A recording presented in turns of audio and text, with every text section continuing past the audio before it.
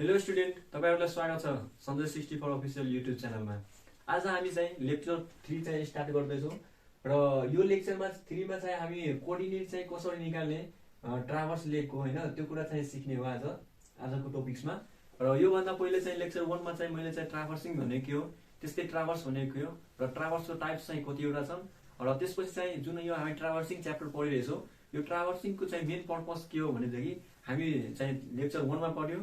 त्यसपछि चाहिँ हामी लेक्चर 2 मा चाहिँ के पढ्यो भनेदेखि ल्याटिट्युड र डिपार्चर चाहिँ कुनै पनि लाइनको चाहिँ कसरी मेजर गरिन्छ भन्ने कुरा त्यो हामी सिक्यो र त्यसपछि चाहिँ आजको लेक्चर हामी 3 मा चाहिँ के सिक्ने हो भनेदेखि ल्याटिट्युड र डिपार्चर चाहिँ कसरी निकालिन्छ कुनै लाइनको या कि कोर्डिनेट चाहिँ कसरी निकालिन्छ ट्राभर्सको भन्ने कुरा हामी सिक्ने हो। त्यसको लागि चाहिँ मैले चाहिँ यहाँ क्वेशन यहाँ लिएछु।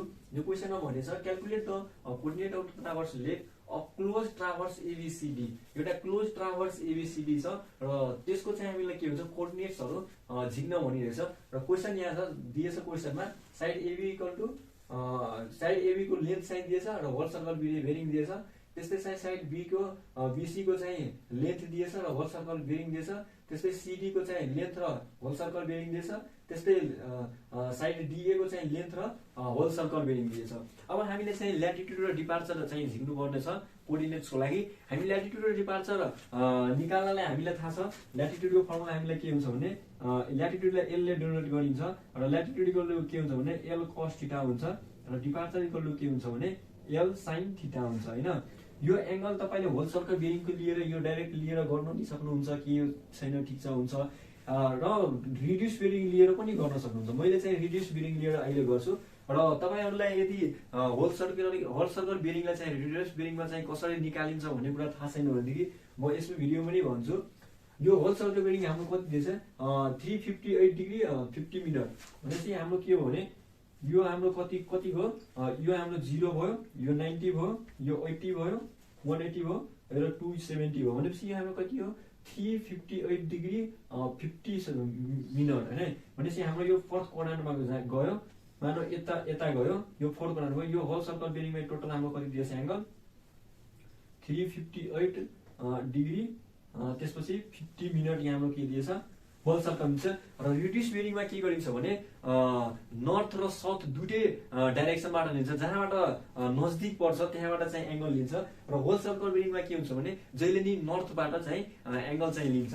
त्यसैले चाहिँ यो होल सर्कल बेरिङमा यति दिएको थियो भने मैले के गरे यो नर्थबाट चाहिँ के गरे यो एंगल लिए र रिड्युस बेरिङमा के हुन्छ भने नर्थ र साउथ दुटैबाट लिन्छ। जस्तै अहिलेको लागि यो फोर्थ क्वाड्रान्टमा भयो भने यो हाम्रो नर्थ भयो, यो साउथ भयो र यो ईस्ट भयो र यो वेस्ट भयो भनेदेखि अब अहिलेको लागि चाहिँ यो चाहिँ फोर्थ क्वाड्रान्टमा छ भनेदेखि यो नर्थबाट के भयो नजदिक भयो भनेदेखि हामीलाई चाहिने कुन हो यतिको एंगल हो है नर्थमा। भनेपछि अब यो एंगल चाहिँ यतिको कति कसरी झिक्ने हो भनेदेखि यो हाम्रो टोटल कति थियो 360। यो हाम्रो टोटल कति थियो यो हाम्रो टोटल कति हुन्छ सर्कलको 360 डिग्री हुन्छ है। 360 डिग्रीबाट यदि हामी यो यतिको एंगल चाहिँ घटाइदियो भने यतिको एंगल हामीलाई आउँछ। भनेपछि 360 डिग्री माइनस कति गर्ने हो 358 डिग्री 50 मिनट गर्यो भने यो हाम्रो के आउँछ रिड्युस बेरिङमा आउँछ। त्यो घटाउँ हामी 360 डिग्री माइनस 358 डिग्री 50 सेकेन्ड गरौँ हामी कति आयो यो हाम्रो 1 डिग्री 10 मिनट 0 सेकेन्ड हाम्रो आयो। यो के आयो रिड्युस बेरिङ आयो। यो हाम्रो कसको रिस्पेक्टमा आयो नर्थ देखि वेस्ट को डाइरेक्सन आयो। भनेपछि हाम्रो कति हो नर्थ 1 डिग्री 10 मिनट के आयो वेस्ट आयो है। त्यही यहाँ लेखौं नर्थ 1 डिग्री 10 मिनट हाम्रो के आयो वेस्ट आयो। त्यस्तै अब यो चाहिँ निकाल्ने हो भनेदेखि यो हाम्रो कति छ 63 डिग्री हैन।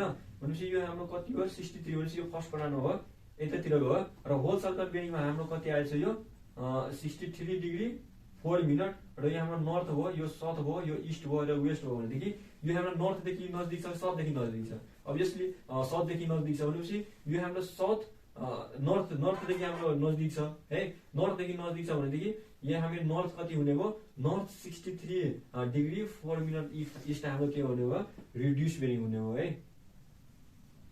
कति हुने भयो नर्थ 63 डिग्री 1 मिनट हाम्रो के हुने भयो ईस्ट हुने भयो।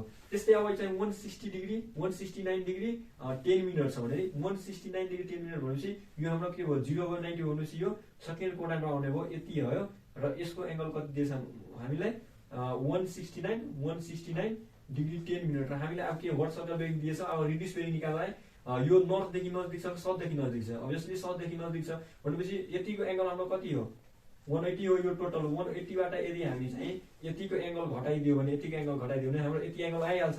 अनि त्यही गरौँ हामी 180 डिग्री माइनस 169 डिग्री 10 मिनट गरौँ। कति आयो 10 डिग्री 50 मिनट 10 डिग्री 50 मिनट हाम्रो के आउने भयो यो साउथ टु इस्ट भनेपछि साउथ टु इस्टमा आउने भयो। त्यस्तै हामी चाहिँ 239 डिग्री 22 मिनटलाई गर्ने हो भने यो हाम्रो कतिमा जान्छ यो त 270 गयो भनेदेखि हाम्रो थर्ड क्वाड्रान्टमा आउने भयो है। थर्ड क्वाड्रान्टमा यो हाम्रो कति एङ्गल दिएछ यो हाम्रो दिएछ 239 डिग्री 22 मिनट हाम्रो के दिएछ यहाँ यो हाम्रो होल सर्कल बेरिङ छ। रिड्युस बेरिङ हामी निकाल्ने कसरी भने हामीलाई यहाँ नर्थको रिस्पेक्टमा हेर्नुपर्छ या साउथको रिस्पेक्टमा हेर्नुपर्छ। अहिलेको लागि यो कुन कसको नजिक छ साउथको नजिक छ भनेपछि हामीलाई यति एङ्गल निकाल्नु छ भनेको 180 हाम्रो यति हो र 180 मा यो यति चाहिँ बढी भयो हैन बढी आयो भनेपछि यो टोटल एङ्गलमा यदि 180 डिग्री हामी घटाइदियो भने हाम्रो यति एङ्गल आइहाल्छ। त्यही हामी गरौँ 239 डिग्री 22 मिनट माइनस 180 डिग्री हामी गरौँ कति आयो 59 डिग्री 22 मिनट 59 डिग्री 22 मिनट हाम्रो के आउने भयो साउथ टु वेस्ट भनेपछि साउथ टु वेस्ट आउने भयो। अब हामीलाई थाहा छ ल्याटिट्युड भनेको के हो डिपार्चर भनेको के हो। ल्याटिट्युडको फर्मुला हुन्छ L cos थीटा र डिपार्चर के हुन्छ L sin थीटा। अब हाम्रो यो हामीलाई थाहा छ ल्याटिट्युड केमा देखिन्छ नर्थमा आउँछ र साउथको रिस्पेक्टमा आउँछ। यदि नर्थकै रिस्पेक्टमा छ भने नर्थैतिर छ भने टुवार्ड्स नर्थ छ भनेदेखि पोजिटिभ हो टुवार्ड्स द साउथ छ भने नेगेटिभ हो। त्यही भएर मैले यहाँ साइन कन्भेन्सन नि लेखिदिएछु ताकि सजिलोलाई बुझ्न। नर्थको लागि पोजिटिभ मानेछु साउथलाई नेगेटिभ त्यस्तै इस्टलाई पोजिटिभ हो भने वेस्टलाई चाहिँ नेगेटिभ हो। अब यो फर्मुला तपाईँहरू राख्नुहोस् लेन्थ हाम्रो कति हो 751 एबी को लागि त्यस्तै कस अनि थीटा हाम्रो कति हुने हो रिड्युस बेरिङ मैले ल्याएँ यहाँ 1 डिग्री 10 मिनट है यो कति आउने हो 751 इन्टु कस 1 डिग्री 10 मिनट यो आउने हाम्रो कति भयो 750.844 हाम्रो के आउने भयो मिटर हाम्रो के आउने भयो यो ल्याटिट्युड आउने हो है। यो ल्याटिट्युड यो हाम्रो के छ नर्थ र वेस्ट डाइरेक्सनमा छ भनेपछि नर्थ र वेस्टमा के हुन्छ भने यतातिर हाम्रो कुन क्वाड्रान्टमा हो फोर्थ क्वाड्रान्टमा भनेपछि यो ल्याटिट्युड यहाँ के हुन्छ पोजिटिभ हुन्छ र डिपार्चर हाम्रो के हुन्छ नेगेटिभ हुन्छ। यसले हामी ल्याटिट्युड निकाल्यो भने ल्याटिट्युड हाम्रो के पोजिटिभ आयो र पोजिटिभ आयो भने यसमा हुन्छ यो है। यदि नेगेटिभ आएको भए यसमा हुन्थ्यो 750.844 त्यस्तै चाहिँ अब यसको चाहिँ डिपार्चरमा निकाल्नु डिपार्चर भने के L sin थीटा हो। L हाम्रो थियो त्यसमै कसलाई चाहिँ साइन बनाइदियो क्याल्कुलेटरमा हाम्रो कति आउने हो 50.29 आउनु भनेपछि हाम्रो के आयो यो डिपार्चर हाम्रो कति आयो 15.29 आयो हाम्रो के आयो यो डिपार्चर आयो। यो डिपार्चर हाम्रो यहाँ के हुन्छ भने योमा नेगेटिभ हुन्छ भनेदेखि हाम्रो वेस्टमा आउने हो कति 15.29 त्यसरी नै हामी सबै निकालौँ। सबै म चाहिँ यसरी गरेर तपाईँलाई हेरायो भने भिडियो चाहिँ लामो हुन्छ त्यही भएर म चाहिँ यो एकचोटि क्याल्कुलेसन गर्छु त्यसपछि अरूलाई फेरि बुझाउनेछु। अब हामी चाहिँ यहाँ सबै चाहिँ मैले के गरेँ सबै ल्याटिट्युड र डिपार्चर मैले यहाँ झिकेर टेबलमा राखेँ।